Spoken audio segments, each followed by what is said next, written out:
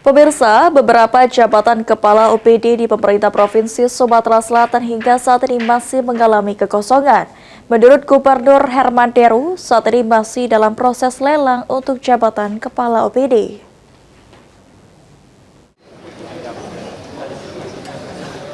Berdasarkan Undang-Undang Nomor 10 Tahun 2016 tentang pemilihan kepala daerah yang melarang kepala daerah terpilih mengganti pejabat OPD dalam jangka waktu 6 bulan setelah pelantikan. Sejak dilantik pada 20 Februari 2025 lalu, pemerintah Provinsi Sumatera Selatan belum melakukan rotasi jabatan kepala OPD.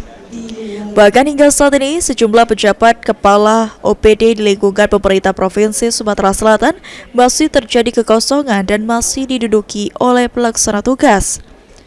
Menurut Gubernur Sumatera Selatan Herman Deru, jabatan kepala OPD yang terjadi kekosongan masih dalam tahapan lelang atau seleksi terbuka untuk mengisi kekosongan kepala OPD di Sumatera Selatan. OPD yang masih PLT sendiri Kak. Ini sedang proses lelang. Pak, izin Pak, terkait dengan upaya Bapak tadi kan meningkat. Sebelumnya, pemerintah Provinsi Sumatera Selatan telah melakukan rotasi kepada 54 pejabat pemerintah Provinsi Sumatera Selatan, terdiri dari 48 pejabat fungsional dan 6 pejabat struktural. Eki Saputra, PAL TV.